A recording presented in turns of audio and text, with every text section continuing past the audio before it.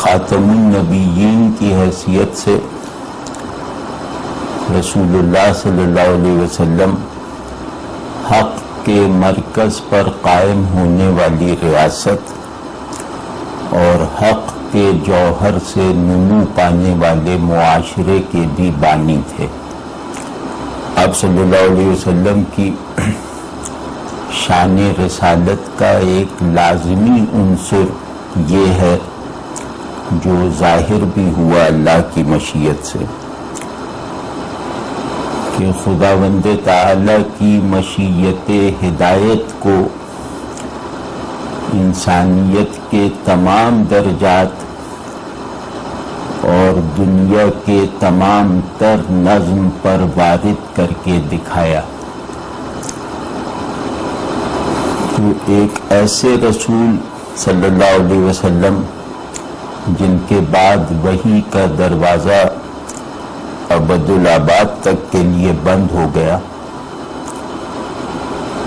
ان کی جانشینی کی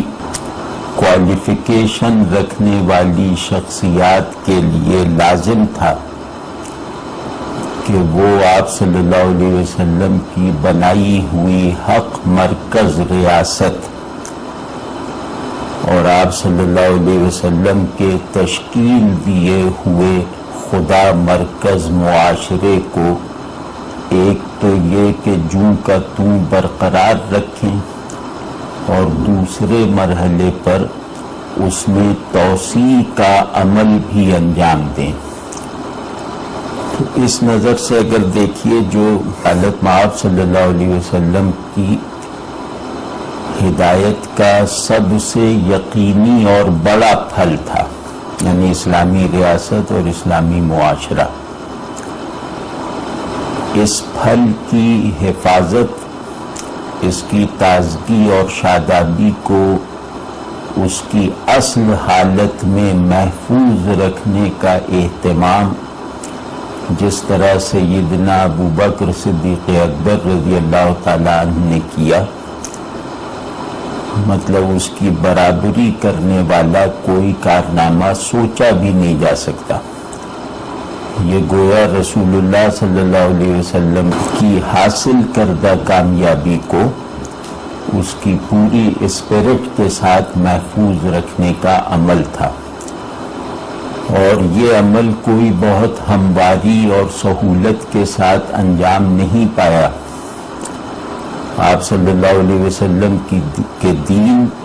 اور آپ صلی اللہ علیہ وسلم کی قائم فرمودہ ریاست اور آپ صلی اللہ علیہ وسلم کے بنائے ہوئے معاشرے کو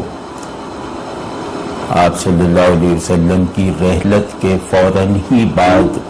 مختلف طاقتور چیلنجز پیش آئے، اور وہ چیلنجز ایسے تھے کہ ان سے عہدہ برا نہ ہو سکنا گویا اسلام کے مستقبل کو مخدوش کر دیتا، اور اسلام کی تینوں حیثیتیں، ایک اس کی اسینشیل حیثیت یعنی دین حق کی، اور دوسرے اس کی پروڈکٹیوٹی کے دو لازمی مظاہر یعنی معاشرہ اور ریاست،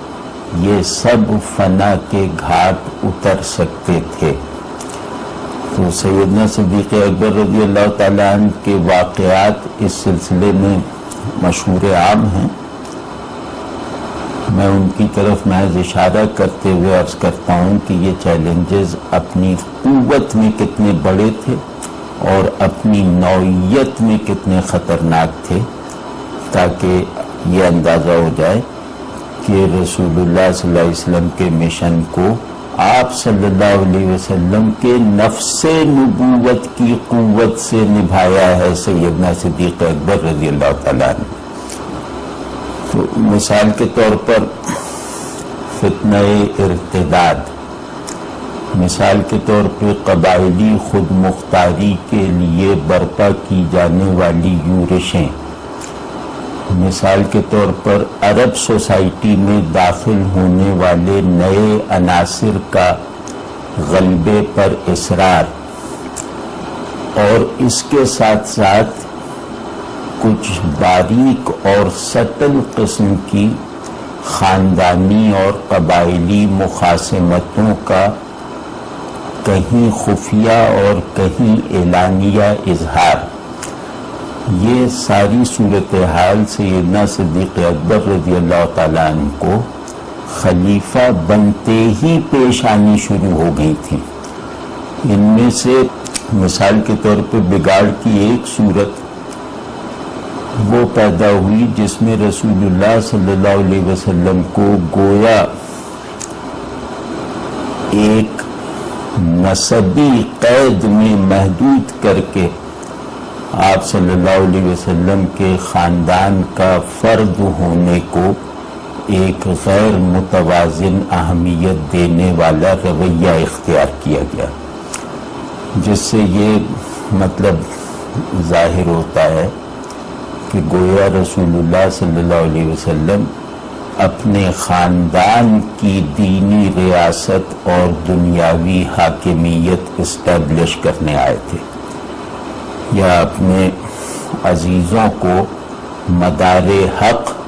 اور حاکم علی الخلق بنانے آئے تھے۔ تو یہ اتنی خطرناک صورتحال تھی کہ رسول اللہ صلی اللہ علیہ وسلم کو ایک خاندان کا مورث اعلیٰ بنانے کے نتیجے میں آپ صلی اللہ علیہ وسلم کی ختم نبوت کو جو ضرب لگنی تھی اس کا ادراک اس وقت سیدنا صدیق اکبر رضی اللہ تعالیٰ عنہ نے کر لیا، اور اس سلسلے میں بعض ناگوار اور سخت اقدامات اور فیصلے بھی کرنے پڑے، تو وہ بھی کیے محض اس لیے کہ اسلام کا مزاج عرب قبائلیت یا آئندہ پر برپا ہونے والی اجمی خانوادگی کی نظر نہ ہو جائے، اور جس بت پرستی سے لڑنے رسول اللہ صلی اللہ علیہ وسلم دیگر نبیوں کی طرح بھیجے گئے تھے، وہ بت پرستی رسول اللہ صلی اللہ علیہ وسلم ہی کو مرکز بنا کر فروغ نہ پا جائے۔ یعنی کہ ایک ایسی صورتحال میں جہاں آپ صلی اللہ علیہ وسلم کا فراق ابھی ایک غالب حال کی صورت میں سوسائٹی میں موجود تھا، اس سے فائدہ اٹھانے کے لیے ہاشمیت وغیرہ کے نعرے بلند کیے گئے، کہیں ڈھکے چھپے انداز سے، کہیں اعلانیہ، اور رسول اللہ صلی اللہ علیہ وسلم سے خاندانی اور نسبی تعلق کو گویا تمام دینی اوصاف اور رسول اللہ صلی اللہ علیہ وسلم کی جانشینی کے فطری استحقاق پہ ترجیح دی جانے لگی تھی، اس کا ازالہ جس حکمت اور جس صلابت اور پامردی کے ساتھ سیدنا صدیق اکبر رضی اللہ تعالیٰ عنہ نے کیا، وہ اسی بصیرت سے ممکن تھا جو بصیرت دیدہ نبوت سے براہ راست اخذ کی جائے۔ یہ کارنامہ اسی مزاج سے ممکن تھا جو مزاج رسالت صلی اللہ علیہ وسلم سے بالکل گویا اپنی تعمیر کر چکا ہو۔ یعنی کہ اس صورتحال میں رسول اللہ صلی اللہ علیہ وسلم اللہ کی منشا اور مشیت کو جس شدت اور فراست کے ساتھ روبہ عمل لاتے، وہ یقیناً وہی ہوتا جس کا اظہار سیدنا صدیق اکبر رضی اللہ تعالیٰ عنہ کی ذات مبارکہ سے ہوا۔ تو ایک یہی اتنا بڑا کارنامہ ہے کہ اس نے گویا مذہبی نفسیات کو بت پرستی کے مزاج میں ڈھلنے سے روک دیا۔ یہ اس سے کم کارنامہ نہیں ہے، اور سیدنا صدیق اکبر رضی اللہ تعالیٰ عنہ کے اس طرح کے فیصلوں نے گویا ہمیں ایک خدائی معرفت قیامت تک کے لیے فراہم کر دی، گویا حق کی قدر اعلیٰ کو ہماری دسترس میں دے دینے کا عمل کیا۔ وہ یہ کہ رسول اللہ صلی اللہ علیہ وسلم نص کے مطابق بھی آپ صلی اللہ علیہ وسلم کی حیثیت کسی شجرے نسب کے بانی یا خاتم کی نہیں ہے۔ آپ صلی اللہ علیہ وسلم کے بارے میں یہ فرمانا کہ محمد الرسول اللہ صلی اللہ علیہ وسلم تم میں سے کسی کے باپ نہیں ہیں بلکہ خاتم النبیین ہیں، اس میں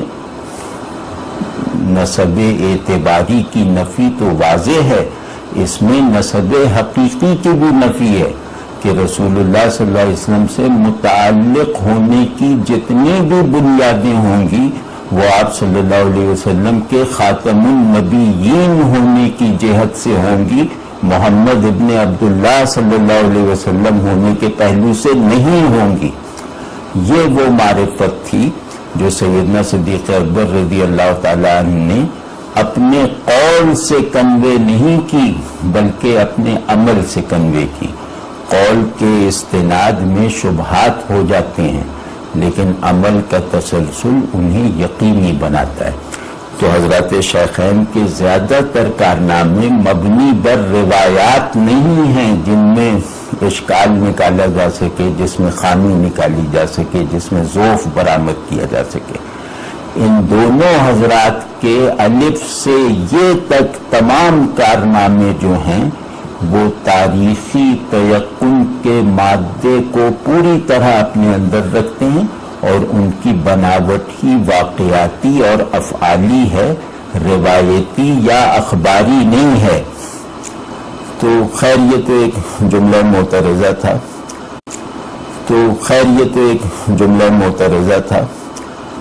تو یہ سیدنا صدیق اکبر رضی اللہ تعالیٰ عنہ تھے جنہوں نے خود اپنی ذات کے لیے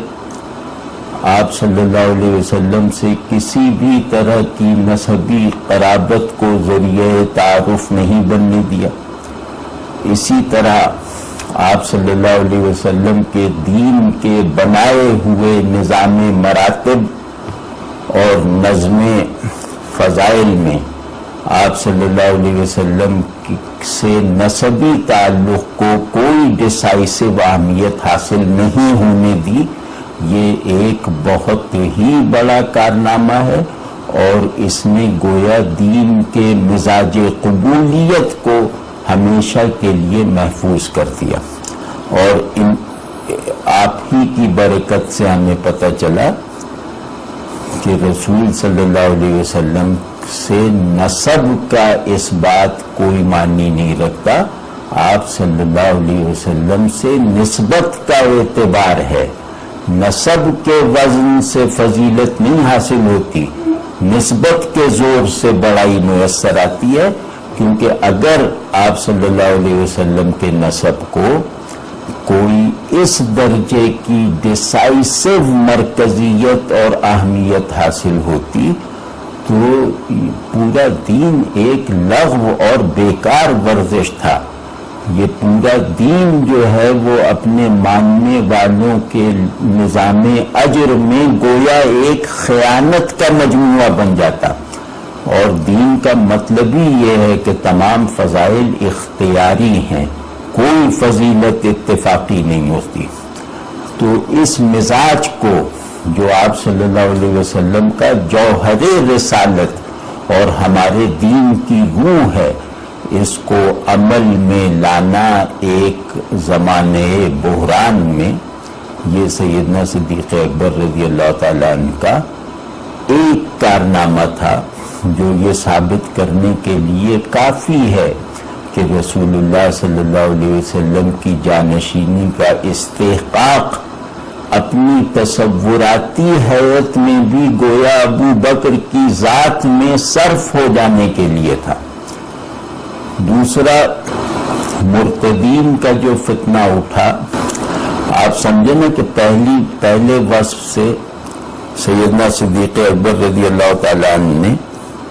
مسلم سائیکی اور مسلم سوسائٹی کی بنیادی قدر کو بحال رکھنے کا کارنامہ انجام دیا۔ دوسری جو مہم تھی یعنی مرتدین سے یا مدعیان نبوت سے جہاد، اس کا سبب تھا کہ انہوں نے رسالت کو گویا ریاست اور حکومت کا کوئی ٹول سمجھا تھا۔ وہ نبی بننے کا دعویٰ حاکم بننے کے لیے کر رہے تھے، وہ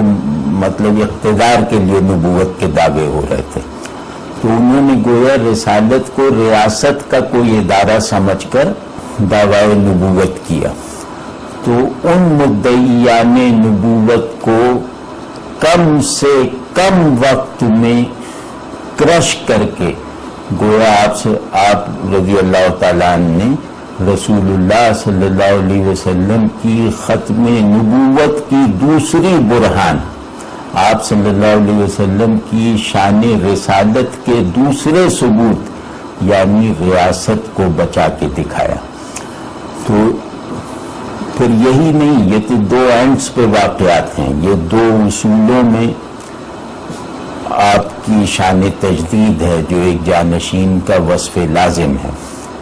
تیسرا ہے احکام پر عمل نہ کرنے کے رویے کو بھی نہایت سختی سے کچلنا، یعنی یہ تین پہلو ہو گئے نا، ریاست، معاشرہ، انسانی نفس، اور چوتھا یہ ہے کہ اس دین کی قانونی جہت سے وابستہ رہنے میں کسی انحراف کو قبول نہ کرنا، اس دین کی اعتقادی حیثیت میں کسی ٹیڑھ کو داخل نہ ہونے دینا، اس دین کی اخلاقی بناوٹ میں کسی ملاوٹ کو راستہ نہ پانے دینا، اور تیسرا یہ کہ اس دین کی قانونی حیت میں کسی رخنہ اندازی کی اجازت نہ دینا۔ گویا آپ نے رسالت کے پورے کانٹینٹ یعنی دین کے ظاہر و باطن کو پیش آ سکنے والے تمام چیلنجز کا سامنا کیا،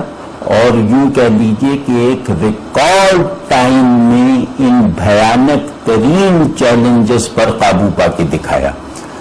تو یہ اپنی جگہ ایک کرامت ہے، اور پھر اس کے لیے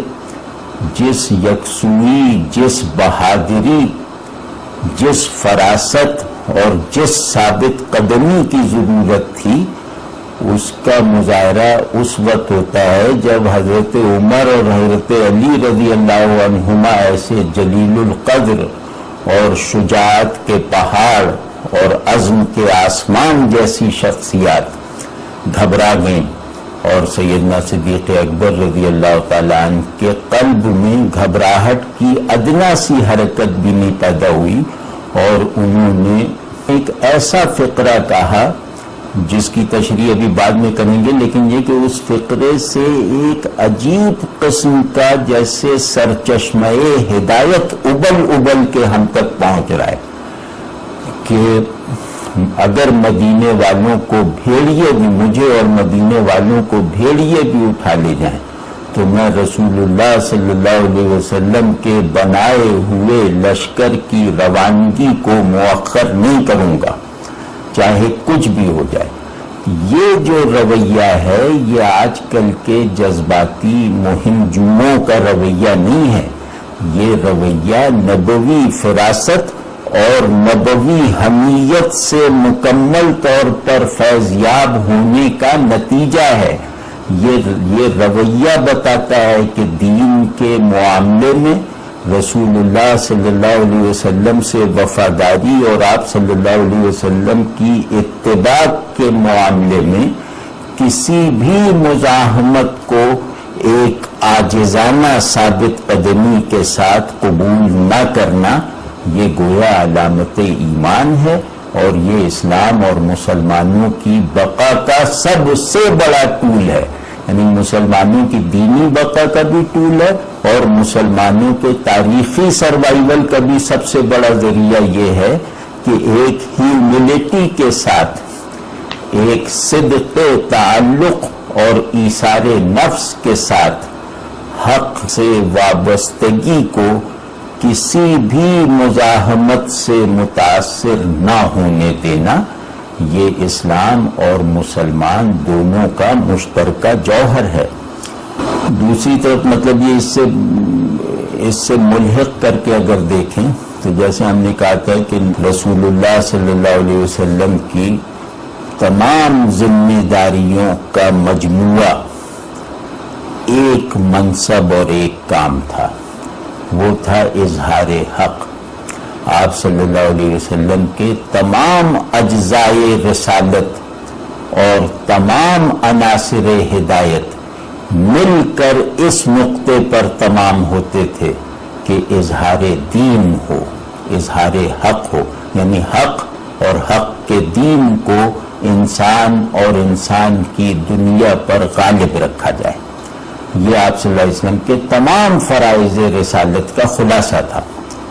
تو آپ ذرا دیکھیے کہ اس کے لیے کسی نئی آنکھ بنوانے کی ضرورت نہیں ہے یہ منظر دیکھنے کے لیے، اس میں صرف اپنے ارادی اندھے پن کو ختم کرنے کی ضرورت ہے کہ یہ مجموعی ذمہ داری رسول اللہ صلی اللہ علیہ وسلم کے تمام فرائض کی جو راس الفرائض ہے،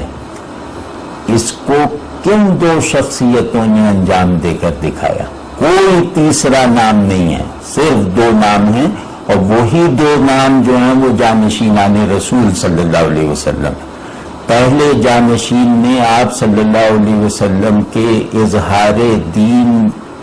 کے عملی اسٹرکچر کو، یعنی آپ صلی اللہ علیہ وسلم دین کے عالمگیر غلبے کو قابل یقین سمجھنے کے لیے جس طرح جزیرہ نمائے عرب کے ذرے ذرے میں برپا کر کے دکھا گئے، اس کی حفاظت کس نے کی؟ سیدنا ابو بکر نے، جو میں نے ابھی تفصیل عرض کی۔ اور اس کی توسیع کا کام کس نے کیا؟ صرف ایک نے، سیدنا عمر فاروق اعظم رضی اللہ تعالیٰ عنہ۔ یعنی رسول اللہ صلی اللہ علیہ وسلم نے اسلام کی عالمگیری کے ثبوت کے طور پر جزیرہ نمائے عرب کو حق سے مغلوب جس طرح کیا، اسی اخلاص، اسی شدت، اسی دوام کے ساتھ سیدنا ابو بکر رضی اللہ تعالیٰ عنہ نے اسے برقرار رکھ کے دکھایا۔ نبی کے چھوڑے ہوئے ترکے حکومت و ہدایت کی نگہبانی اور حفاظت کوئی معمولی کام نہیں ہوتا۔ نبی کے چھوڑے ہوئے ترکے حکومت و ہدایت کی نگہبانی اور حفاظت کوئی معمولی کام نہیں ہوتا، یعنی اس کی فارم کو بھی برقرار رکھنا اور اس فارم کے پیچھے رسول اللہ صلی اللہ علیہ وسلم کی شان تزکیہ کی بدولت جو روح کار فرما تھی اس کو بھی برقرار رکھنا، یہ جانشینی کا سب سے بڑا کام ہے اور سب سے بڑا کارنامہ جو سیدنا ابو بکر نے بأحسن الوجوہ انجام دے کر دکھایا، ایک رکھنے کے بغیر۔ دوسرا کام یہ تھا کہ اس نبوی آئیڈیل کو ایک ایکچوالائزڈ تفصیل فراہم کرنا، اس نبوی آئیڈیل کی عملی توسیع کا ایسا دروازہ کھول دینا کہ جس سے آنے والی نسلیں مزید تیقن کے ساتھ یہ باور کر لیں کہ اسلام کا سبسٹنس ایک عالمگیر غلبے سے بنا ہے اور یہ عالمگیر غلبہ بہرحال ممکن ہے اور تقدیری تیقن کے ساتھ واقع اور ضروری ہے۔ یہ جو عالم اسلام کے غلبہ عالمگیر کے کانٹینٹ کو جو عملی توسیع فراہم کی ہے سیدنا عمر رضی اللہ تعالیٰ عنہ نے، گویا انہوں نے جانشینی کی گویا ان دو شخصیتوں کی صورت میں رسول اللہ صلی اللہ علیہ وسلم کے دائرہ جانشینی کی دو قوسیں مکمل ہو کر ایک دوسرے سے جڑ گئیں۔ تو اسی وجہ سے یہ گویا ایک صاحب ایمان قلب کا حال ہے، اسلام کے مزاج کو سمجھنے والوں کا یقین ہے کہ جانشینان رسول صلی اللہ علیہ وسلم حضرات شیخین ہیں اور باقی دو خلفاء ان دونوں کے جانشین ہیں۔ جانشینان رسول صلی اللہ علیہ وسلم صرف ابو بکر و عمر ہیں، عثمان و حیدر ابو بکر و عمر کے جانشین ہیں۔ آپ سمجھیں نا، اس بات کو اچھی طرح سمجھنا چاہیے اور اس بات کو اچھی طرح سمجھنے پہ موقوف ہے رسول اللہ صلی اللہ علیہ وسلم کی شان اور آپ صلی اللہ علیہ وسلم کے لائے ہوئے دین کے مزاج کو سمجھ سکنا۔ تو خیر سیدنا عمر رضی اللہ تعالیٰ عنہ کی بات کسی اور موقع پہ کریں گے۔ انسان میں اخلاقی عظمتوں کے معیارات اور اقدار شرعی نہیں ہیں، فطری ہیں. یعنی انسان اخلاقی طور پر کیسے بڑا اور مزید بڑا ہوتا ہے، یہ سارے معیارات اللہ نے فطری اور آفاقی بنا کے رکھے ہیں. یہ کسی حکم کا نتیجہ نہیں ہے، کسی قانون کا رزلٹ نہیں ہے. تو یہ گویا مسلمات میں سے ہیں جن کو شریعت قبول کرتی ہے، اپریشیٹ کرتی ہے. تو انسانی عظمت کے بنیادی مادے میں جو چند عناصر کار فرما ہیں، ابھی اس کی تفصیل کریں گے انشاءاللہ، ان میں سے ایک عنصر ہے انکسار. یعنی انسان کی اخلاقی عظمت کا آسماں بوس شجر بھی ہو جائے تو اس کا بیج انکسار ہے. جس طبیعت میں انکسار نہ ہو اس میں اخلاقی فضائل کی قبولیت کا مادہ مر جاتا ہے. تو انکسار گویا اصل الفضائل ہے. آپ اس مسلمہ اخلاق کو، اس جوہر عظمت کو کی طرف متوجہ ہو کر اسے معیار بنا کر ذرا سیدنا ابو بکر رضی اللہ تعالیٰ عنہ کی ذات رفیع الشان کا مطالعہ کرنے کی کوشش کیجیے تو آپ کو ایسا لگے گا کہ انکسار کے معنی پورے نہیں ہو سکتے سیدنا ابو بکر رضی اللہ تعالیٰ عنہ کی اپریسیشن پیدا کیے بغیر. یعنی انکسار ایک ناقص المعنی لفظ رہتا اگر سیدنا ابو بکر رضی اللہ تعالیٰ عنہ اسے اپنے اندر برسر عمل لا کر نہ دکھاتے، یا اسے سیدنا ابو بکر جیسی شخصیت نہ میسر ہوتی اپنے ثبوت کے لیے. تو انکسار اپنے ہائیسٹ معنی میں سیدنا ابو بکر کے عمل سے ظاہر ہے. انکسار اپنے ڈیپسٹ حال میں سیدنا ابو بکر رضی اللہ تعالیٰ عنہ کی طبیعت سے ظاہر ہے. آپ حمیت اور غصے اور ناراضگی کے انتہائی مواقع پر بھی انکسار سے دستبردار نہیں ہوئے. یعنی بڑے بڑے موقع آئے لیکن آپ نے کسی بھی موقع پر انکسار کے رویے کو ترک نہ ہونے دیا. اس کی بہت ساری تفصیلات ہیں. میں مثال طور پہ ایک مثال دیتا ہوں تاکہ یہ بات نہ سمجھی جائے کہ یہ ایک جذباتی مدعی ہے. ابو بکر رضی اللہ تعالیٰ عنہ نے خلیفہ بنتے وقت جو خطبہ دیا وہ خطبہ اپنی ذات کی کشش میں مبتلا کرنے والے جال کی طرح فصاحت و بلاغت کا شاہکار نہیں ہے، بلکہ حق کی سادگی اور نفس کی پیورٹی کے آمیزے سے بنا ہوا بیان ہے. اور دنیا میں کسی اقتدار والے نے اقتدار سنبھالتے وقت اپنے نظام حکومت کا اتنا مکمل تعارف نہیں کروایا جتنا اس خطبے میں ملتا ہے، مختصر سے خطبے میں، کہ میں تم سے بہتر نہیں ہوں کہ تم پر حکومت کروں. کون کہتا ہے؟ مطلب ابو بکر رضی اللہ تعالیٰ عنہ کو اگر اس بات پر اصرار کریں تو گناہگار ہوں گے کہ میں تم سے بہتر نہیں ہوں. سیدنا ابو بکر رضی اللہ تعالیٰ عنہ کا اپنی تمام آڈینس سے بہتر ہونا عقیدے جیسی شدت اور قطعیت رکھتا ہے. صحابہ کی پوری جماعت میں کسی ایک شخصیت کو اگر رسول اللہ صلی اللہ علیہ وسلم کی حیات اقدس میں بھی تقریباً اتھارٹی اور مقتدائیت کی حیثیت حاصل رہی تو وہ صرف سیدنا صدیق اکبر رضی اللہ تعالیٰ عنہ تھے. تو اس پر یہ کہنا کہ میں تم سے بہتر نہیں ہوں، پھر یہ کہ میں اگر ٹھیک چلوں تو میرا ساتھ دینا اور میں اگر ٹیڑھا چلنے لگوں تو مجھے سیدھا کر دینا۔ یہ فقرے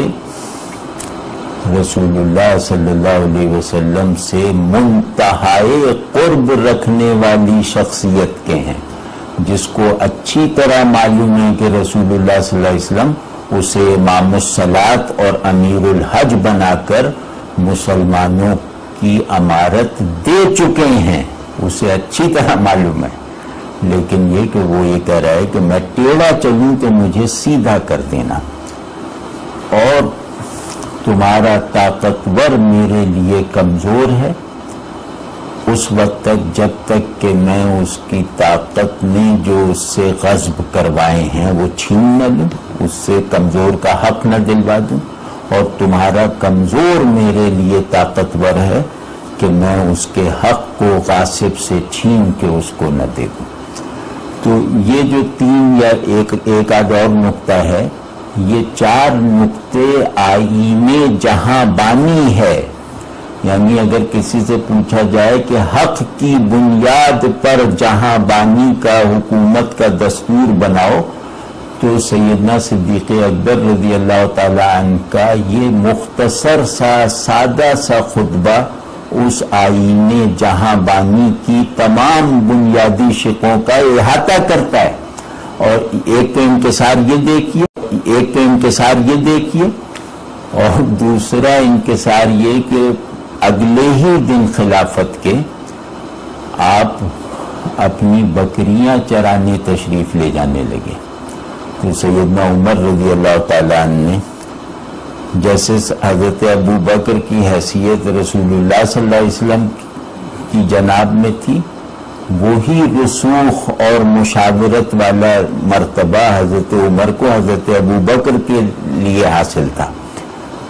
تو جب انہوں نے دیکھا کہ یہ کچھ لیے جا رہے ہیں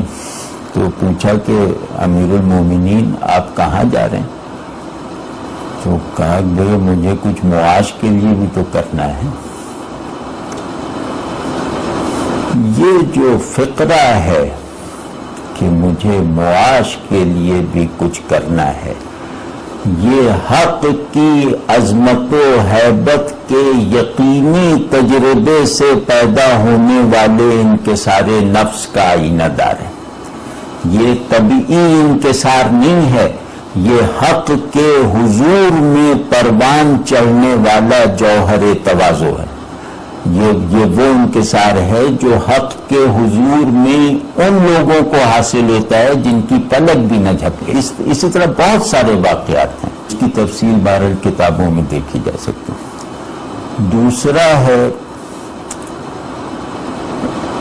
جو اخلاقی عظمت کا ایک اور سبسٹنس ہے، وہ ہے طالب جاہ نہ ہونا،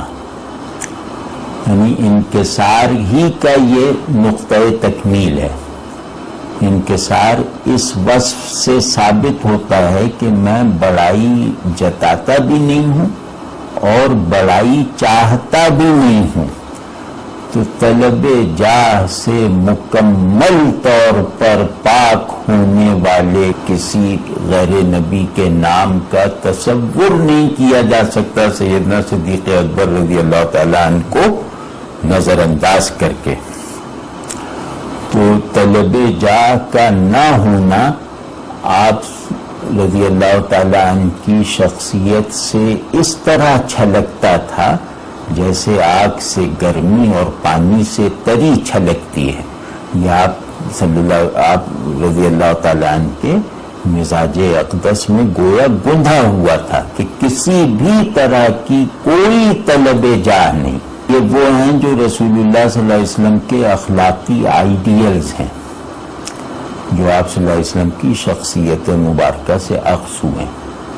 تیسرا ہے دنیا سے بے رغبتی۔ کون سا نام لیا جا سکتا ہے جو اس معاملے میں سیدنا صدیق اکبر رضی اللہ تعالی عنہ کی برابری کرنے کا وہم بھی دل میں لا سکے؟ یعنی دنیا سے بے رغبتی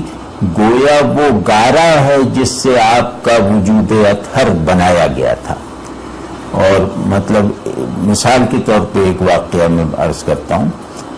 کہ آپ کی زوجہ محترمہ نے ایک مرتبہ آپ کے لیے ایک خاص طرح کا حلوہ بنا کر پیش کیا کہ آپ بہت مصروف رہتے ہیں، تھک جاتے ہیں. ہمیں معلوم تھا کہ اس حلوے میں مکھن ڈلتا ہے، پنیر. تو پوچھا کہ بھئی یہ مکھن کہاں سے اتنا آیا کہ یہ حلوہ آپ نے بنا لیا؟ تو اہلیہ محترمہ نے عرض کیا کہ جو بیت المال سے ہمیں مکھن ملتا ہے اس میں سے میں تھوڑا تھوڑا بچا لیتی تھی، اور آج یہ حلوہ اسی مکھن سے بنا ہے اور صرف آپ کے لیے بنا ہے، مطلب اتنا ہی بنا ہے جتنا آپ دیکھ رہے ہیں. تو دوسرے دن بیت المال میں حکم نامہ داخل فرمایا کہ میرے روزینے میں سے اتنی مقدار مکھن کی کم کر دی جائے، وہ میری ضرورت سے زائد ہے. یہ جو ہے یہ ناممکن درجے کی بے رغبتی یعنی دنیا ہے. مطلب یہ جو ایک ہوتا ہے نا کہ ہم دنیا سے بے رغبتی کے کچھ گرینڈ تصورات رکھتے ہیں، وہ گرینڈ سے گرینڈ تصور اس سادہ سے عمل کے آگے بچکانا لگتا ہے اور جھوٹا لگتا ہے. تو یا ایک اور جیسے کہ انسانوں میں اخلاقی بڑائی اور بندگی میں علامت کمال، اللہ کے ساتھ تعلق کو تمام تعلقات کا سبب اصلی بنانا، یعنی اپنے پورے نظام تعلق کو تعلق مع اللہ کے محور پہ گھمانا اور تعلق مع اللہ کی سند پہ قبول کر کے چلانا. یہ مطلب نفس ایمانی کے سب سے بڑے اوصاف میں سے ایک ہے اور دینی بڑائی کا غالباً سب سے گہرا سبب اور سب سے مضبوط بنیاد ہے. حضرت عبدالرحمن ابن ابو بکر رضی اللہ تعالیٰ عنہ مدینے میں اپنے والد صاحب کے ساتھ اور دیگر اہل خانہ کے ساتھ جیسے خوش طبعی کی باتیں کر رہے تھے. سیدنا ابو بکر رضی اللہ تعالیٰ عنہ اس وقت بستر پر دراز تھے. یہ لوگ ارد گرد بیٹھے تو ماضی کی باتیں چل رہی تھیں. تو غزوہ بدر کا ذکر آ گیا. تو غزوہ بدر میں حضرت عبدالرحمن ابن ابی بکر مشرکین کی طرف سے شریک ہوئے تھے اور سیدنا ابو بکر تو رسول اللہ صلی اللہ علیہ وسلم کے پہلو بہ پہلو. تو بیٹے نے کہا کہ بابا جان آپ 3 مرتبہ میری تلوار کی زد میں آئے تھے، لیکن ظاہر ہے میں کیسے تلوار چلاتا. تو یہ سنتے ہی حضرت ابو بکر رضی اللہ تعالیٰ عنہ سنجیدگی کے ساتھ اور بہت جوش و جذبے کے ساتھ بستر پہ اٹھ کے بیٹھ گیا تیزی سے اور فرمایا کہ جانے پدر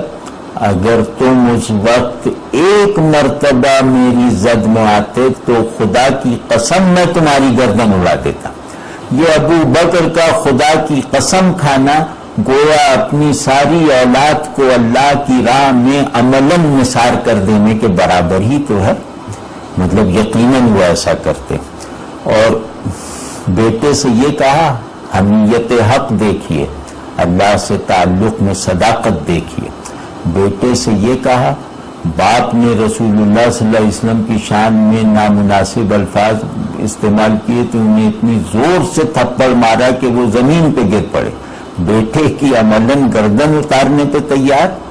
باپ کو تھپڑ مارا، اس باپ کو اس سوسائٹی میں جہاں باپ خدا ہوتا تھا بیٹا پجاری ہوتا تھا، یعنی باپ کی حیثیت عرب قبائلی روایت میں خدا جیسی ہوتی تھی. باپ کے ساتھ باپ کے آگے کھڑا ہو جانا یہ گویا شرک جیسی بغاوت تھی. تو اس سوسائٹی میں آپ صلی اللہ علیہ وسلم سے محبت کی وجہ سے اپنے باپ کو تھپڑ مارا. ہجرت کے موقع پہ بی بی اسماء ذات النطاقین رضی اللہ تعالی عنہا آپ کی قابل فخر صاحبزادی، تو انہیں تھوڑا سا سامان باندھنے میں دیر ہو گئی تو ان کو تھپڑ مار دیا. کہ رسول اللہ صلی اللہ علیہ وسلم کو انتظار کرواتی ہوں. یعنی کہ ایسا لگتا ہے کہ ان تینوں موقعوں پر آپ صلی اللہ علیہ وسلم کی محبت کے استحضار میں ایسا غلبہ تھا قلب میں کہ تینوں موقعوں پر باپ، بیٹے اور بیٹی کی محبت دل سے نکل گئی. اور یہ اس آدمی کی بات کر رہا ہوں جو طبعاً انتہائی رقیق القلب تھے، انتہائی نرم مزاج اور صاحب شفقت تھے، اور انتہائی ہنسمکھ تھے. یہ ان صاحب کی بات عرض کر رہا ہوں کہ جہاں انہیں وہم ہو گیا کہ یہ اس کی محبت رسول اللہ صلی اللہ علیہ وسلم کی محبت کے مقابل آنے کا راستہ ڈھونڈ رہی ہے، یا اس کا تعلق اللہ سے تعلق کی راہ میں رکاوٹ بننے کی تیاری کر رہا ہے، وہیں انہوں نے اس شبہ پر بھی اس تعلق کا انکار کر دیا، عملاً انکار کر دیا. تو یہ بہت بڑی بات ہے. تو آگے انشاءاللہ ہم سیدنا ابو بکر رضی اللہ تعالیٰ عنہ کی ذات اقدس میں اپنی بساط بھر ان اوصاف کا مطالعہ کرنے کی کوشش کریں گے جن کی بنیاد پہ وہ ہر غیر نبی سے قیامت تک کے لیے افضل ہے. کسی شخصیت میں فضائل کی تلاش اور ان کا اثبات کرنے کے لیے اسلامی روایت کا ایک معیار یہ ہے کہ پہلے یہ جان لیا جائے کہ اللہ کو کیسا بندہ مطلوب ہے، کیونکہ بندگی اللہ کے ساتھ تعلق کا واحد عنوان ہے، اور اس کو اپنی تکمیل اور صدق کے لیے جن اوصاف کی فطری ضرورت ہے وہی اوصاف کسی شخصیت کی فضیلت کی حتمی بنیادیں بنتے ہیں. تو اس پہلو سے اگر دیکھیں تو اللہ تبارک و تعالیٰ کو اپنے بندوں سے جو اوصاف مطلوب ہیں ان میں سے مثال کے طور پر ایک وصف ہے تواضع، یعنی انکسار.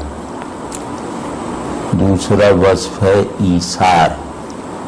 اب یہ دو اوصاف میں نے جو عرض کیے ہیں ان کو منتخب کرنے کی مصلحت یہ ہے کہ یہ ٹھیٹھ معنوں میں شرعی اوصاف نہیں ہیں. مطلب ان اوصاف کی پیدائش کے لیے کسی خاص عقیدے اور نظریے کو ماننا ضروری نہیں ہے. یہ انسان کے فطری ملکات ہیں جو بندگی کے تمام اوصاف کے لیے خمیر کی حیثیت رکھتے ہیں. شریعت ان کی محرک بنتی ہے، خمیر فطرت ہی ہے. تو شریعت کے دین کے بندگی کے اعلیٰ معیار پر پورا اترنے والا وصف اگر اپنے فطری جوہر کی کار فرمائی کے ساتھ کسی شخصیت میں موجود اور حاضر ہے تو اس شخصیت کی فضیلت کی شرعی اور دینی بنیادیں بھی خوب محکم ہیں اور فطری اساس بھی اچھی طرح سے ثابت ہے. بندے میں کمال کو پہنچا ہوا وصف یا منتہا کو چھوتی ہوئی فضیلت وہ ہے جس سے جو مراد شریعت کی تکمیل بھی کرے اور فطرت کے اقتضاء کو بھی کامل صورت میں برسر عمل لائے. تو انسانی نفس کی وہ سطح جہاں مطلوب شریعت اور اقتضائے فطرت ایک ہو جائے وہ تمام اوصاف کا اصل محل ہے. وہاں تمام اوصاف اپنی ممکنہ تکمیل اور مطلوبہ معیار کو حاصل کرتے ہیں۔ تو رسول اللہ صلی اللہ علیہ وسلم کی شان تربیت کا یہ معجزہ ہے کہ آپ صلی اللہ علیہ وسلم کی تربیت دی ہوئی جماعت مقاصد دین اور مقتضیات فطرت کو جمع کرنے میں کامیاب ہوئی۔ اللہ نے جو چیز بھی ان سے طلب کی، اس طلب کو ان لوگوں نے اس شان سے پورا کیا کہ گویا اللہ کا مطالبہ ہی ان کی فطرت کا اقتضا ہے۔ کسی طلب دینی یا مطالبہ ربی کی تعمیل کا یہ درجہ کہ گویا اس طلب، امر اور حکم میں سے جبر کا ادنا سے ادنا عنصر اور شائبہ بھی زائل ہو جائے، یہی بندگی کا اصل جوہر ہے، اور اسی جوہر کے مفصل ہو جانے کا نام اخلاق ہے۔ اس پہلو سے ظاہر ہے کہ آپ صلی اللہ علیہ وسلم کے تمام خدام اس شان تکمیل یعنی بندگی کی تکمیل کی اس شان کے بہترین اور کامل ترین مظاہر ہیں۔ ان میں بھی جس طرح کاملین میں درجات کا تفاوت ہو سکتا ہے، کیونکہ کمال ایک ایسا خط ہے جسے مسلسل کھنچتے چلے جانا ہے، وہ خط کسی مکمل شدہ لکیر کی شکل کبھی اختیار نہیں کرتا۔ تو کمال گویا اخلاق کا ایک وصف ہے جو اس میں مسلسل تسلسل، نمو، حرکت اور سفر کو جاری رکھتا ہے۔ تو کاملین کے درمیان فرق مادہ کمال میں نہیں ہوتا، لیکن ان کی تکمیل میں جو رسائی کے مراحل ہیں ان میں تفاوت کی وجہ سے ہو سکتا ہے۔ تو صحابہ میں تفضیل کا اصل معیار کیا ہے وہ میں نے عرض کیا۔ تفضیل کے اس معیار پر جو منتہا مقتدا امام کی حیثیت رکھتے ہیں وہ سیدنا صدیق اکبر رضی اللہ تعالی عنہ ہیں۔ مطلب آپ کو دیکھنا صحابہ کے لیے رسول اللہ صلی اللہ علیہ وسلم کے بعد فیض یابی اور سیرابی کی اسی کیفیت سے مماثلت رکھتا تھا جو انہیں رسول اللہ صلی اللہ علیہ وسلم کی رؤیت، زیارت اور صحبت سے میسر آیا کرتی تھی۔ تو گویا آپ صلی اللہ علیہ وسلم کی شان تاثیر جو تزکیہ نفوس کا بنیادی ترین موجب، محرک اور سبب تھی، وہ شان تاثیر اپنے جس وارث اول میں منتقل ہوئی ان کا نام سیدنا صدیق اکبر رضی اللہ تعالیٰ عنہ تھا، اور آپ کے وارث ہونے میں یہ چیز گویا ایک برہان قاطع اور دلیل محکم کی حیثیت رکھتی ہے کہ آپ کی پریزنس، آپ کی صحبت اور آپ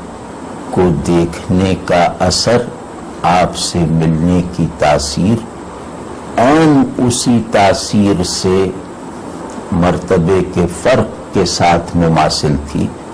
جس تاثیر سے رسول اللہ صلی اللہ علیہ وسلم کے تمام صحبت یافتگان اور آپ صلی اللہ علیہ وسلم کو دیکھنے کی سعادت حاصل کرنے والے گزرتے تھے۔ جو میں نے مایہ فضیلت عرض کیا تھا اس کی روشنی میں مثال کے طور پہ جو دو اوصاف عرض کیے تھے اس سہولت کے لیے کہ ان دو اوصاف کا یعنی تواضع اور ایثار کا مقصود شریعت، مطلوب ربانی ہونا بھی ایک طرف بلا غبار، بلا تعویل، بلا شبہ طریقے سے ثابت ہے، उसी तरह इनका जौहर फितरी होना भी इतना ही मुहकम सबूत रखता है। यानी इंसानी फितरत कमाल के जिस सांचे में ढाली गई है, उस सांचे की ये दो बुनियादी तरीन चीज़ें हैं, तवाज़ो और ईसार। इसी तरह बंदगी यानी दीन की मुराद पर पूरा उतरना। बंदगी का मतलब है दीन की मुराद पर, अल्लाह की मर्जी पर पूरा उतर जाना अमल से और अखलाक से। तो वो भी बंदगी का पूरा स्ट्रक्चर भी जिन मुस्तकिल सुतूनों पर तामीर और उस्तवार किया जाता गया है, उन सुतूनों में दो मुस्तकिल सुतून तवाज़ो और ईसार हैं। इसमें एक हिकमत है, वो तमहीद के तौर पे समझ लेनी चाहिए कि तवाज़ो और ईसार फितरत के बुनियादी औसाफ और बंदगी के असासी मलेकात इसलिए हैं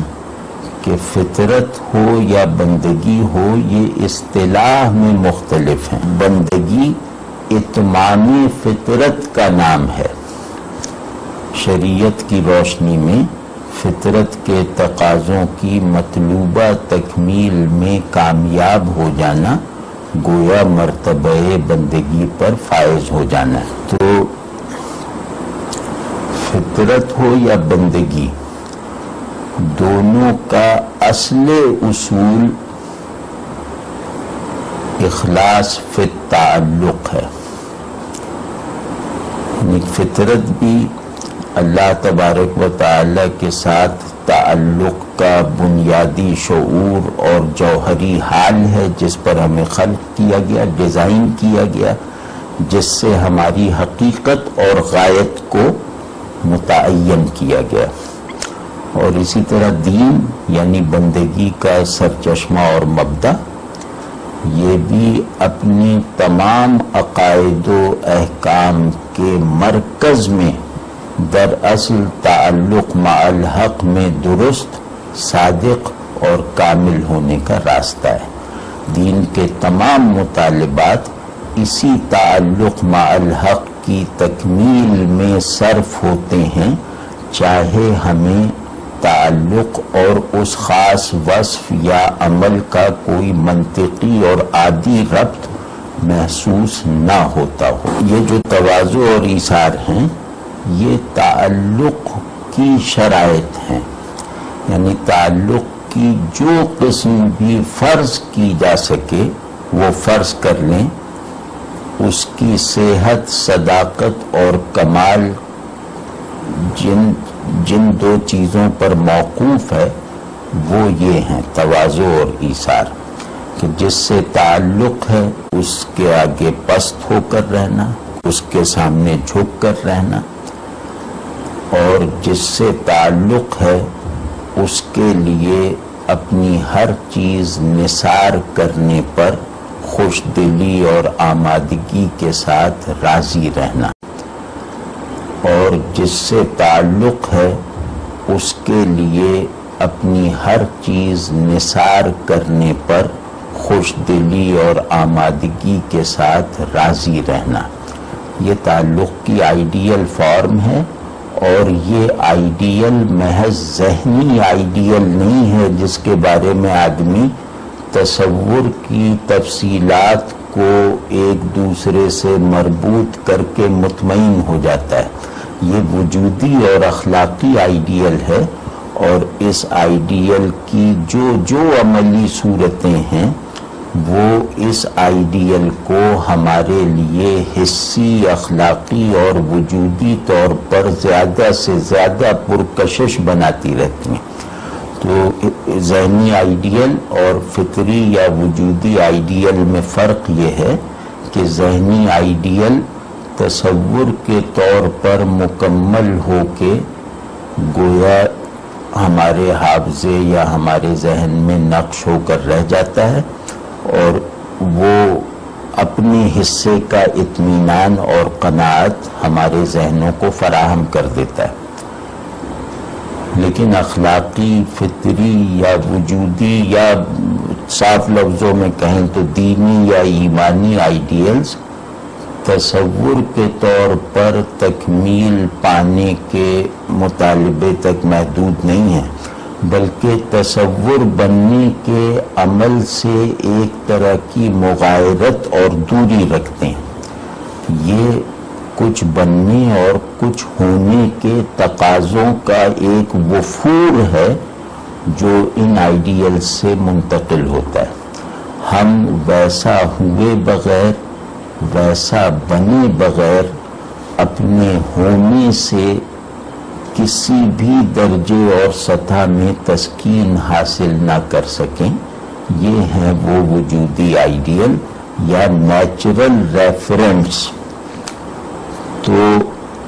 یہ گویا ایثار و تواضع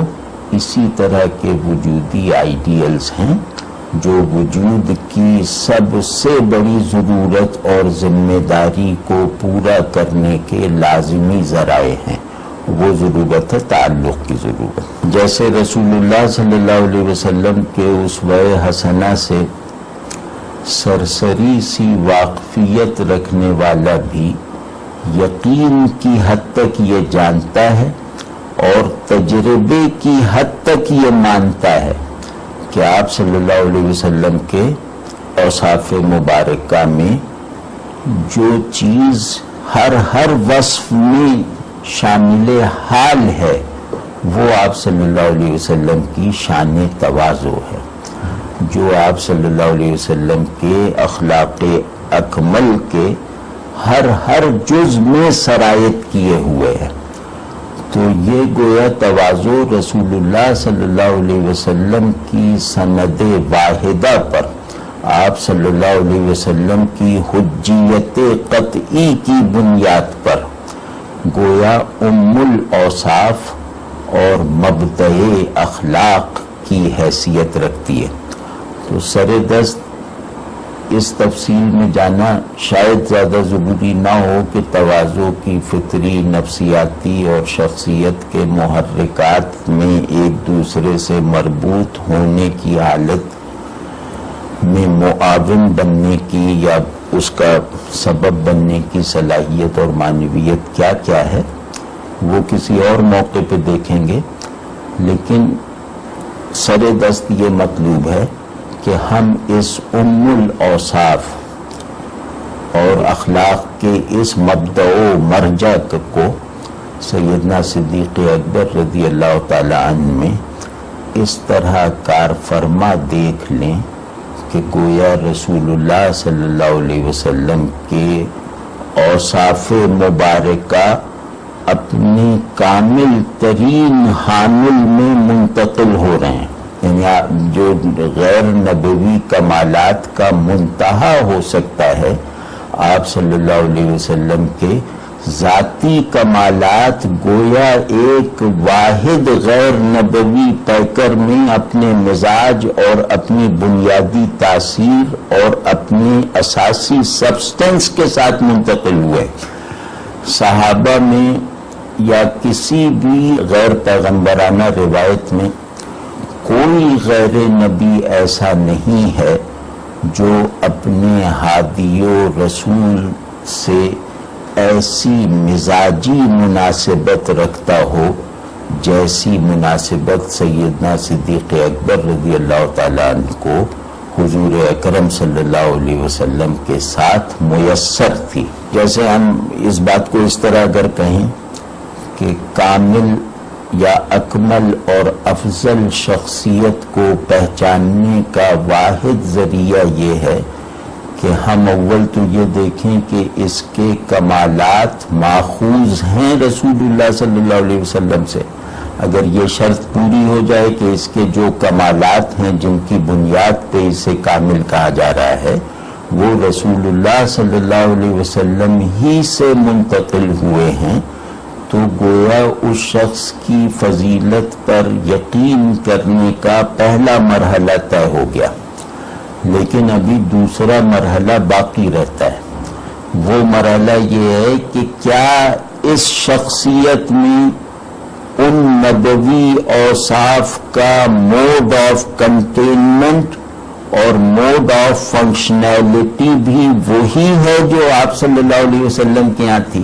یعنی کیا ان اخلاق کی مزاجی ساخت اور ان اخلاق سے پیدا ہونے والے افعال و خیالات بھی ویسے ہی ہیں جیسے کہ رسول اللہ صلی اللہ علیہ وسلم کی ذات مقدسہ سے اظہار پاتے رہے؟ تو ہم کہیں گے یقیناً ویسے ہی ہیں۔ سیدنا صدیق اکبر رضی اللہ تعالیٰ عنہ کے چاہے طبعی مزاج کا تجزیہ کر لیا جائے، چاہے آپ رضی اللہ تعالیٰ عنہ کے ذہنی اوضاع کو انالائز کر لیا جائے، چاہے آپ رضی اللہ تعالیٰ عنہ کے نفسیاتی اسٹرکچر میں تھوڑی سیر کرنے کی کوشش کی جائے، ہر مطالعے شخصیت کے ہر پہلو سے کہیں بھی کسی طرح کا کوئی فرق و امتیاز نظر نہیں آتا آپ صلی اللہ علیہ وسلم کے بے مثل و مکمل عناصر شخصیت سے۔ گویا اگر کسی شخص کے بارے میں ہم آخری درجے پر پہنچے ہوئے یقین سے کہنا چاہیں کہ وہ کون ہے جس کا اخلاق رسول اللہ صلی اللہ علیہ وسلم کی خلقت اخلاق سے مشابہت رکھتا ہے، وہ کون ہے جو خلق اور خلق دونوں سطحوں پر رسول اللہ صلی اللہ علیہ وسلم سے ایک فنا ہو جانے کی حد تک پہنچی ہوئی مماثلت رکھتا ہے، تو سیدنا صدیق اکبر رضی اللہ تعالیٰ عنہ کے علاوہ کسی اور نام کا ذہن میں آنا گویا رسول اللہ صلی اللہ علیہ وسلم کو نہ سمجھنے کی بین دلیل ہوگا۔ مطلب تواضع تو آپ کے وہ اعمال بھی جو تواضع سے صورتاً مشابہ ہیں، ان کی ایک بہت لمبی تفصیل ہے، آپ کی سوانح میں دیکھی جا سکتی ہے، اور وہ افعال بھی جو صورتاً تواضع سے مشابہ نہیں ہے، ان میں بھی تواضع کی حقیقت چھلک رہی ہو، کمال یہ ہے۔ تو سیدنا صدیق اکبر رضی اللہ تعالیٰ عنہ کے ایسے اعمال بھی جہاں انہیں کوئی فاتحانہ رول اختیار کرنا پڑا ہو، جہاں کوئی انہیں غضب کا مظاہرہ کرنا پڑا ہو، جہاں کہیں انہیں کسی پر سختی کرنی پڑی ہو، وہ ہر کام میں، ہر فعل میں، ہر رویے میں وہ تواضع اپنے پورے وفور اور اپنی پورے ظہور کے ساتھ موجود ہے۔ مطلب اسے پہچاننے کے لیے کسی خاص انداز کی نظر یا کسی خاص طرح کے حسن عقیدت کی ضرورت نہیں ہے۔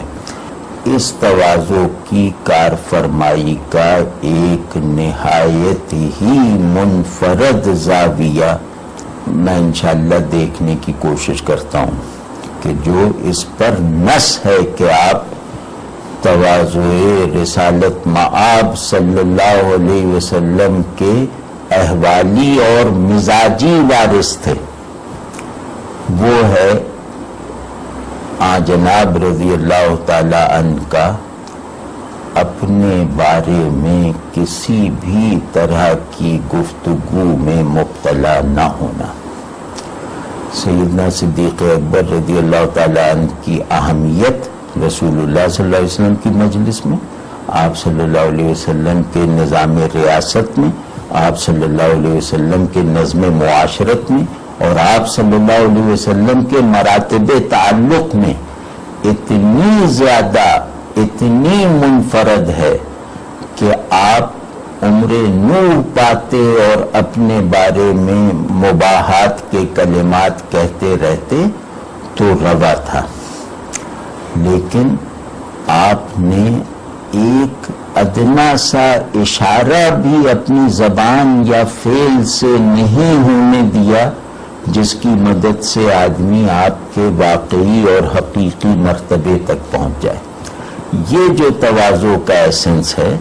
کہ اپنے آپ کو اپنا موضوع نہ بننے دینا،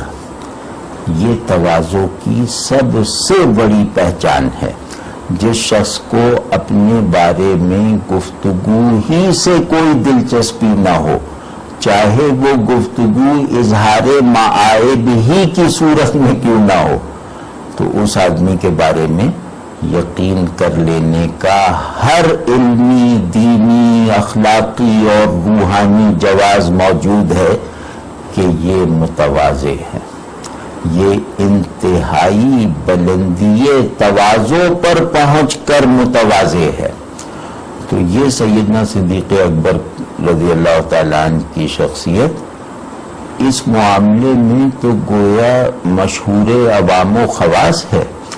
کہ آپ نے خود کو اپنا موضوع کبھی نہیں بننے دیا، اور اتنی جلالت و مرتبت رکھنے کے بعد اور رسول اللہ صلی اللہ علیہ وسلم کی اس خلوت تک رسائی رکھنے کے باوجود جس خلوت تک پہنچنے سے شاید صرف جبرائیل نہیں جھجکتے ہوں گے، تو اس خلوت نبوت تک رسائی رکھنے والا شخص اپنی جلوت و خلوت میں کوندتی ہوئی بجلیوں کا ایک ذرہ بھی ایکسپریس کرنے پر تیار نہیں، اس پہ مائل نہیں،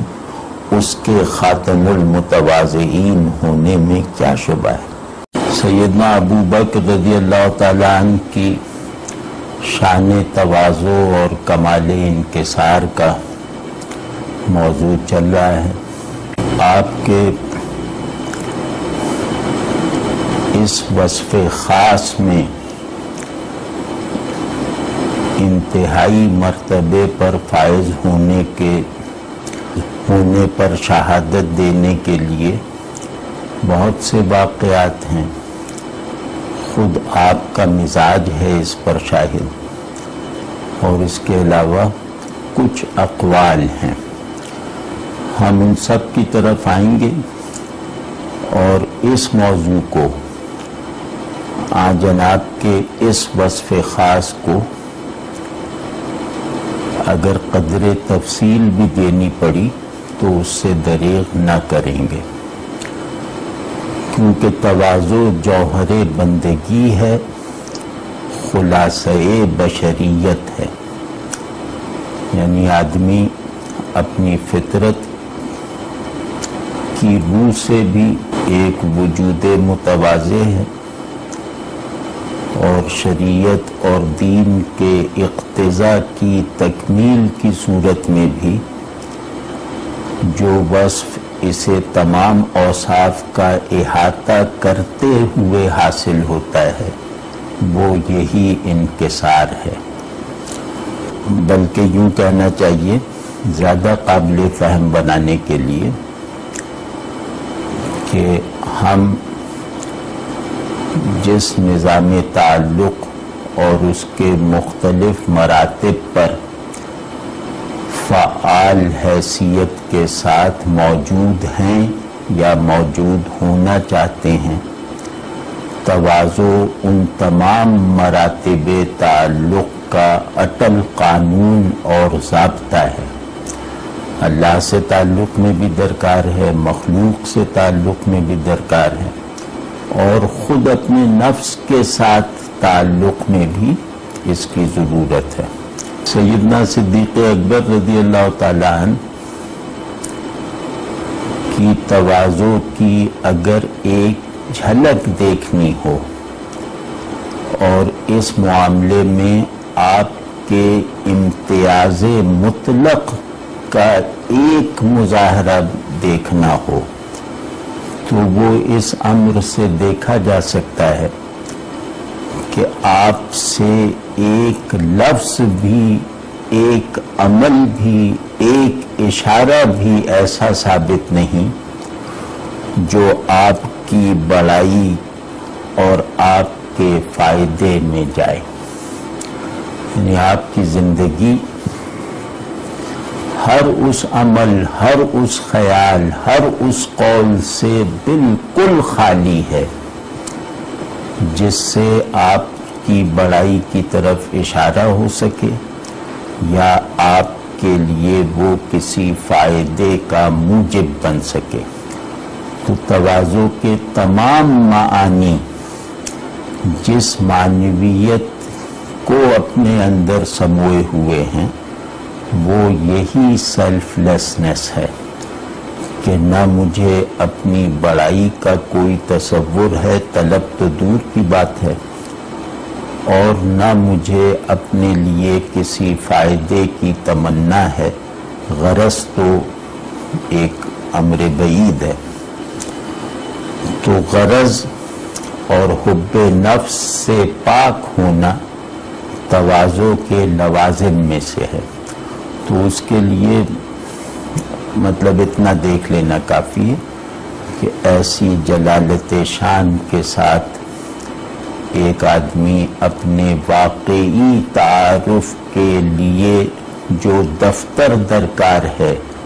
اس کا ایک لفظ بھی اپنی زبان سے ادا کیے ہوئے دنیا سے چلا گیا، اور جو چیزیں، جو فائدے زندگی کو ایک برحق منہج پر گزارنے کے لیے درکار ہیں، ان فائدوں سے گریز کو اپنے تمام اعمال اور اپنی زندگی کی تمام ضروریات پر حاوی اور نافذ کیے ہوئے اپنے مالک کے حضور میں چلے گئے۔ یہ بات ذرا گہرائی میں جا کر سمجھنی ضروری ہے کہ تواضع نام ہے اپنی حقیقت کو اپنی صورت پر غالب رکھنے کا، یعنی کہ میری حقیقت ایاک نعبد و ایاک نستعین سے متعین ہوتی ہے۔ تو میری عبودیت اور میری محتاجی دونوں تواضع کی دو جہتیں ہیں۔ تو جس شخص نے اپنی اس حقیقت کو اپنی صورت یعنی اپنی شخصیت اور اپنی زندگی کے ہر پہلو پر جاری اور نافذ کرنے میں کامیابی حاصل کر لی، وہ منتہائے تواضع پر ہے۔ تو سیدنا ابو بکر صدیق اکبر رضی اللہ تعالی عنہ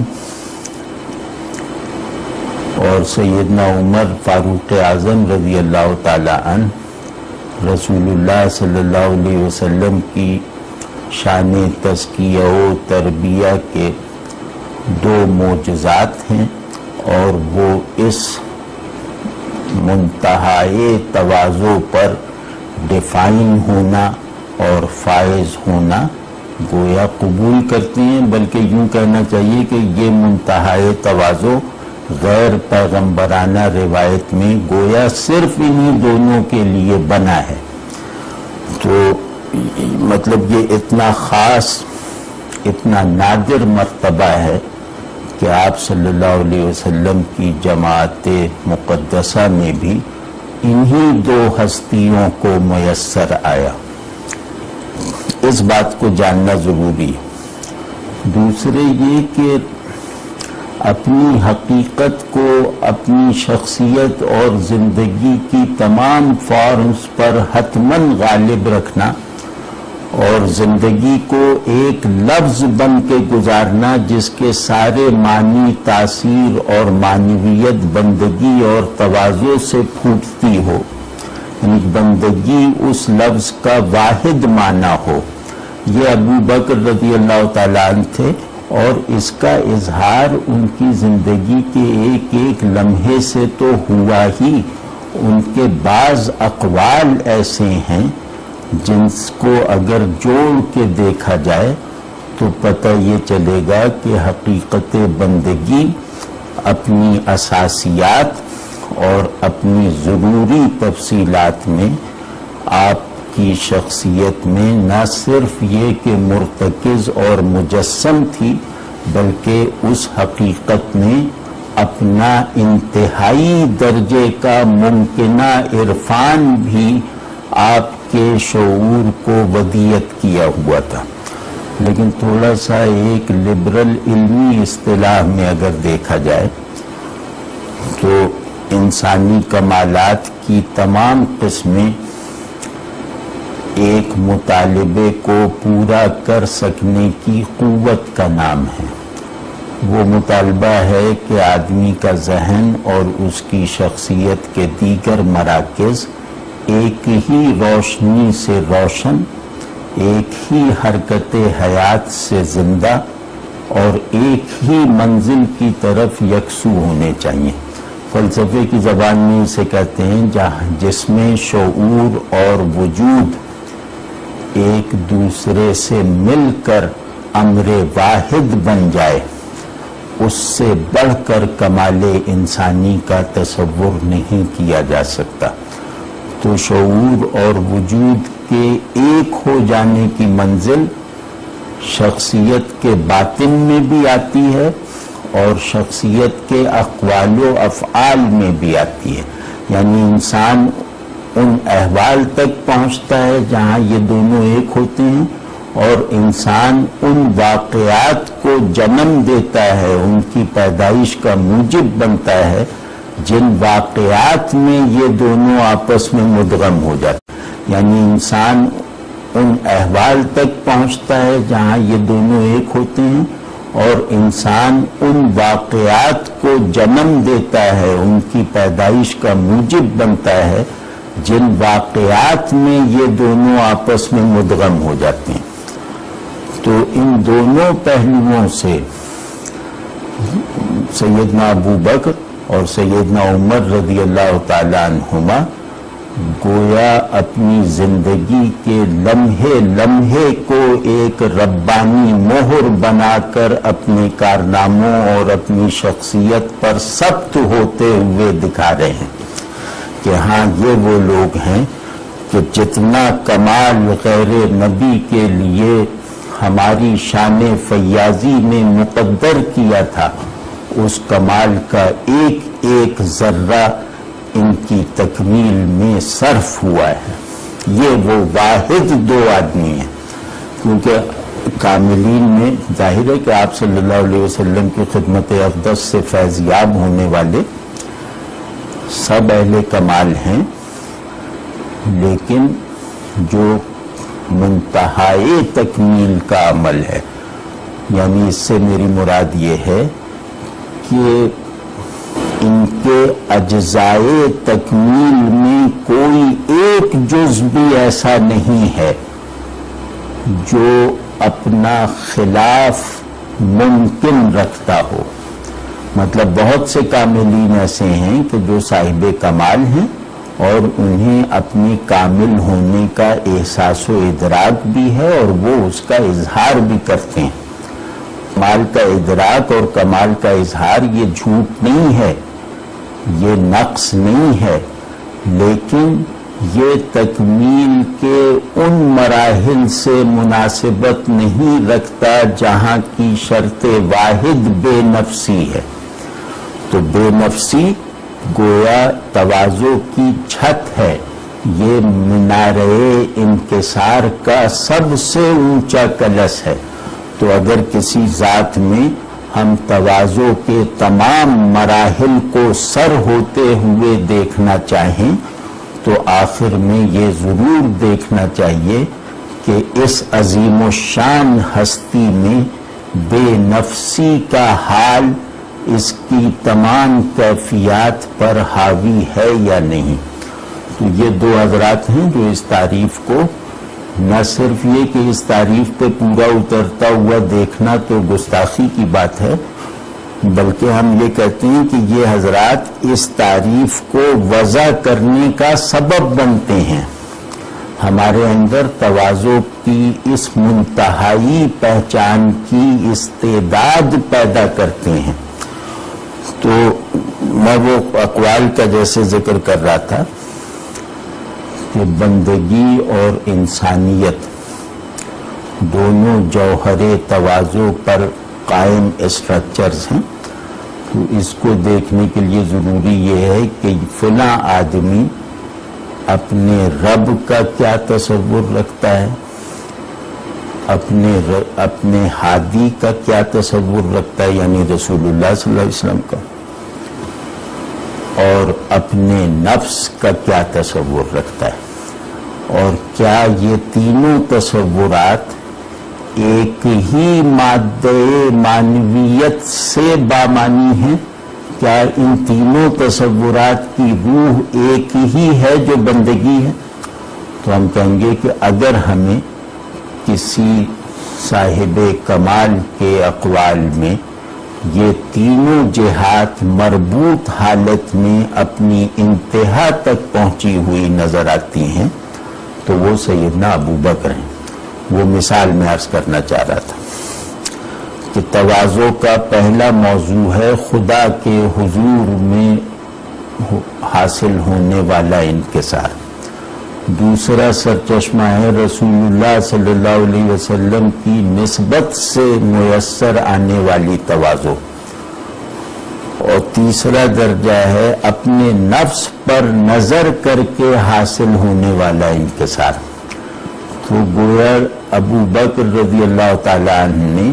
تواضع کے ان تینوں مآخذ سے گویا ان مآخذ میں متواضع بنانے کی کا جتنا سامان پایا جاتا تھا وہ اپنے اندر جذب کر کے دکھا دیا۔ اللہ تبارک و تعالی کی نسبت سے فرمایا، ایک فقرہ ہے کہ جب ادراک اپنے ہی ادراک سے قاصر رہ گیا تو میں نے جان لیا کہ اللہ موجود ہے۔ اب اس قول میں جتنی گہرائیاں ہیں ان کا تصور بھی بڑے سے بڑے عارف کو دم بخود کر دینے کے لیے کافی ہے، اور وہ ہماری بساط اور ہماری استعداد سے زیادہ ہے کہ ہم اس قول کے کناروں کو پھاندنے کی کوشش کریں۔ یہ قول کیونکہ ایک خدا آباد باطن کی تاثیر رکھتا ہے، ایک خدا آباد باطن کا اظہار ہے، تو اس کی جو تاثیر ہم ایسے ادنا لوگوں پر مرتب ہوتی ہے وہی اتنی کافی ہے کہ اس سے ہم بندگی کی حالی اور عرفانی تمام ضرورتوں کو پورا کر سکتے ہیں۔ اس قول میں بندہ ہونے کا حال جتنا تمہیں درکار ہے وہ فراہم ہو جائے گا، اس قول میں بندہ ہونے کے لیے اپنے معبود اور رب اور مالک کی جتنی معرفت ضروری ہے وہ تمہیں حاصل ہو جائے گی،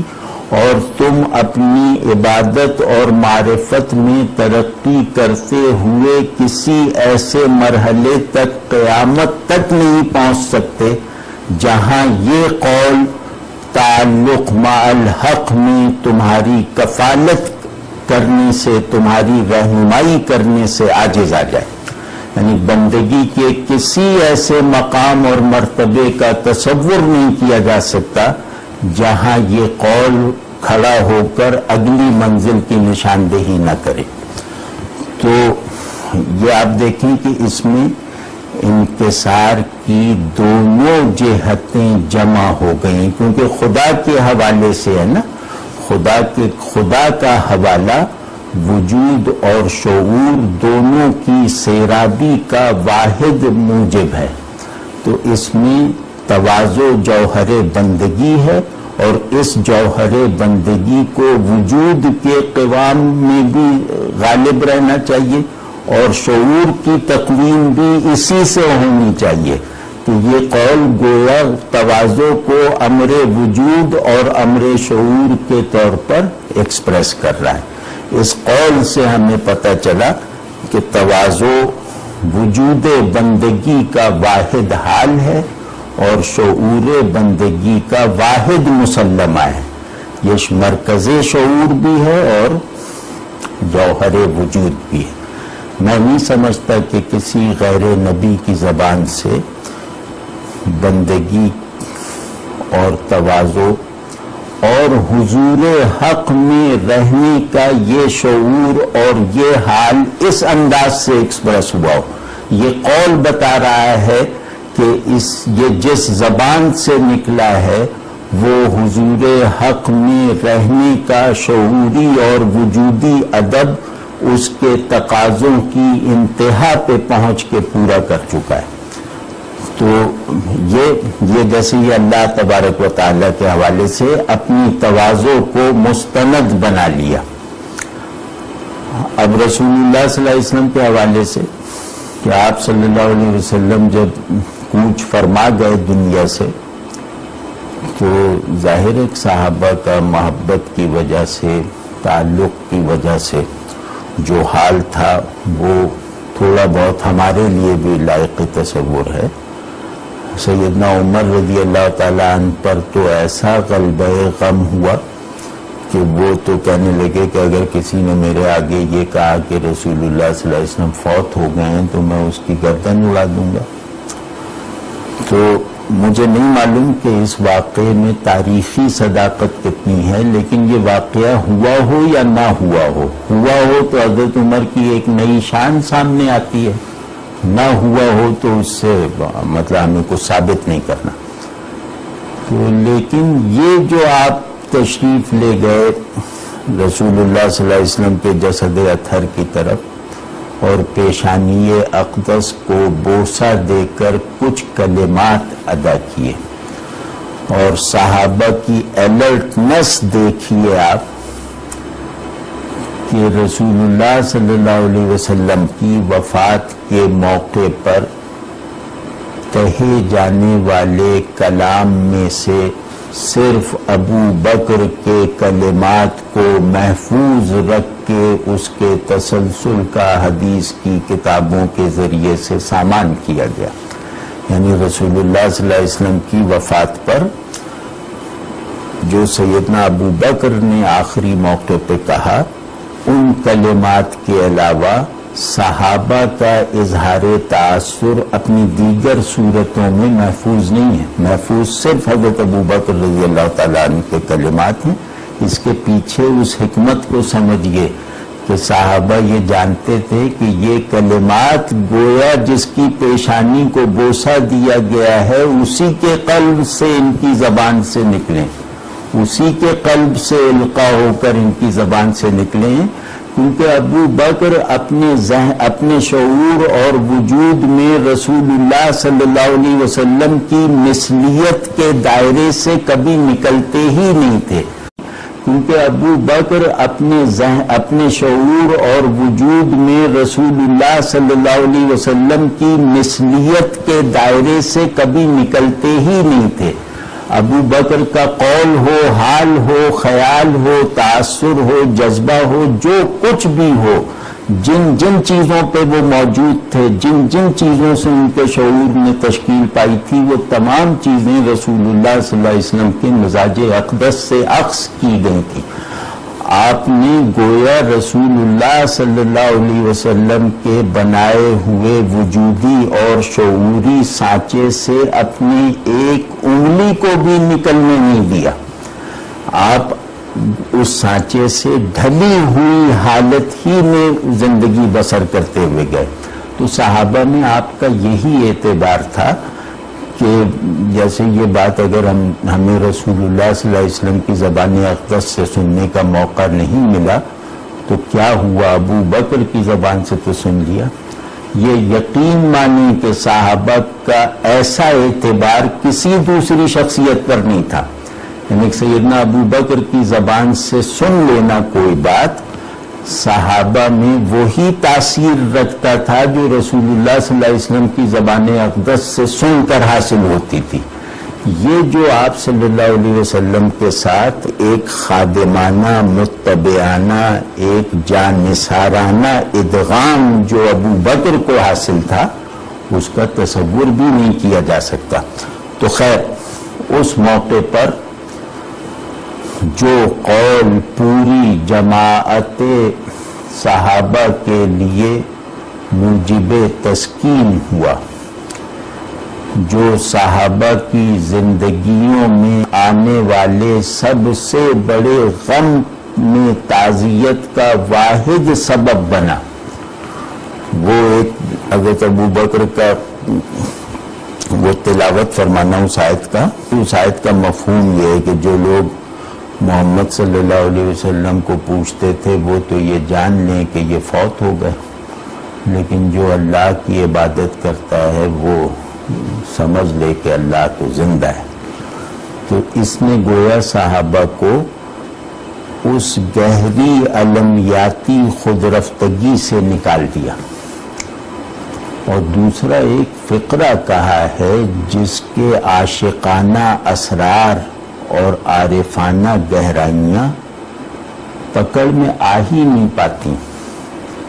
وہ ہے کہ اللہ نے آپ صلی اللہ علیہ وسلم پر 2 موتیں جمع نہیں فرمائیں. یہ فقرہ مطلب کسی لسانیاتی مزاج کا آئینہ دار نہیں ہے. یہ فقرہ انسانوں میں کسی محبوب کے بارے میں سوچنے سمجھنے کے جتنے بھی اسالیب ہیں ان سے نکلا ہوا محسوس نہیں ہوتا. اور یہ فقرہ اپنے کرافٹ میں، اپنے معنی میں، اپنے تاثر میں ایسا لگتا ہے کہ گویا پورے انسانوں پر پہلی مرتبہ نازل ہونے والا احساس اور مطلب ہے. آپ اس کا ذرا سا تجزیہ کر کے دیکھیں گے تو آپ کو اس کی ندرت کا اس کے ہر شوشے سے اندازہ ہوگا. یہ اتنا نادر الاحساس اور اتنا فقید المعنی فقرہ ہے اور اس کا کرافٹ بھی بالکل نادر ہے کہ اللہ تبارک و تعالی نے آپ صلی اللہ علیہ وسلم پر 2 موتیں جمع نہیں فرمائیں. محمد بن عبداللہ کی حیثیت سے آپ کو فوت ہونا تھا، ہو گئے. محمد الرسول اللہ صلی اللہ علیہ وسلم کی جہت سے آپ کو زندہ رہنا ہے اور آپ رہیں گے. اس میں پورا دین، پوری حقیقت رسالت، پورا استمرار ہدایت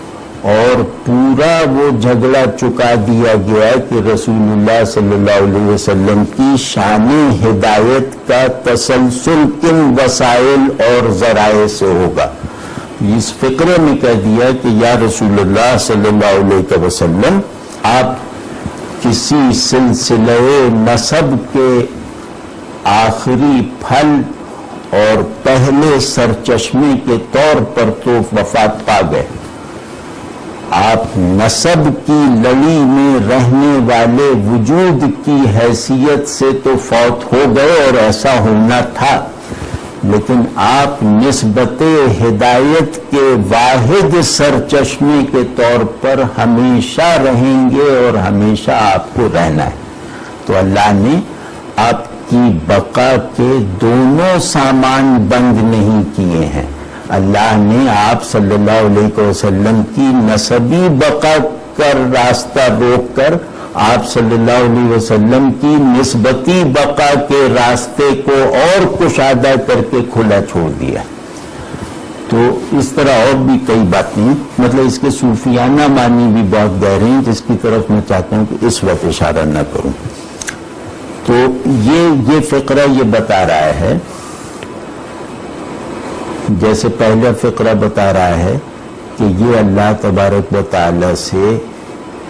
ایک ایسے دوام قرب کی دین ہے جس سے آگے قرب کے کسی مرتبے کا غیر نبی کے لیے تصور نہیں کیا جا سکتا. عین یہی قول یہ بتا رہا ہے کہ یہ اس ہستی کا کلمہ ہے جو رسول اللہ صلی اللہ علیہ وسلم کے ساتھ بھی عینیت کے درجے کو پہنچا ہوا قرب رکھتا تھا،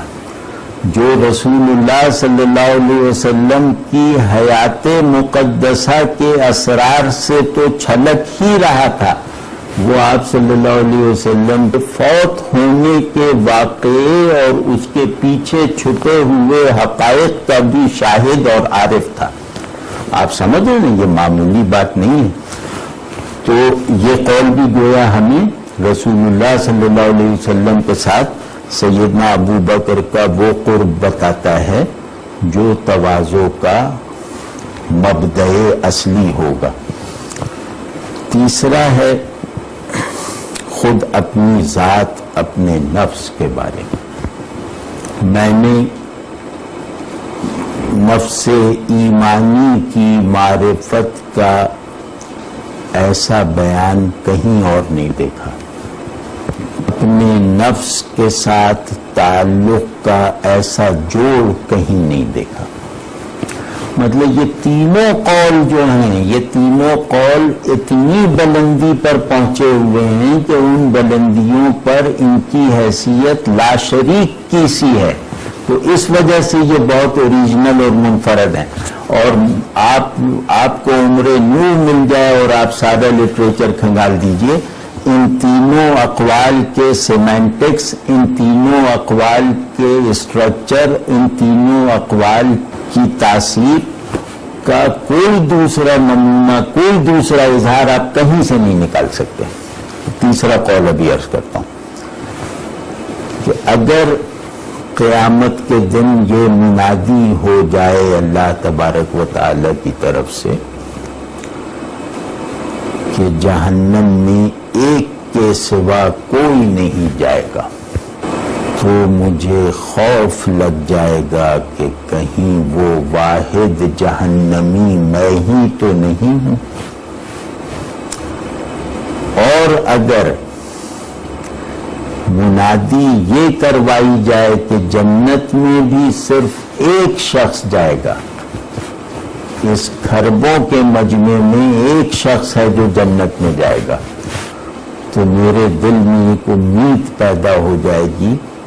کہ کہیں وہ شخص میں ہی تو نہیں ہوں جسے اکیلا جنت میں جانا ہے. انسانی نفس میں پھیلاؤ کی جتنی بھی گنجائش ہے وہ اس میں صرف ہو گئی ہے. ایمان اور نفس کے تعلق کی جتنی بھی منزلیں کیفیت اور شعور کی سطح پر ممکن ہیں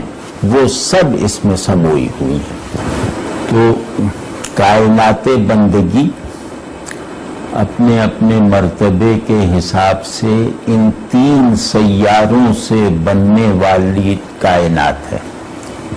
ایک قرب مع الحق، ایک قرب مع الرسول صلی اللہ علیہ وسلم، اور ایک قرب مع النفس. بس یہ کل کائنات بندگی ہے. ان تینوں سیاروں کے مدار کی حیثیت ان تین اقوال کو دی جا سکتی ہے. تو اس شخص کی تواضع، اس شخص کی بندگی اور اس شخص کے کمالات کا کوئی اندازہ کیا جا سکتا ہے کہ وہ کائنات بندگی کے تینوں سینٹرز کو مرکز فراہم کرنے والا قول پروڈیوس کر دے. تو جس ذات گرامی سے ایسے سینٹرل پرنسپل اقوال صادر ہو سکتے ہیں،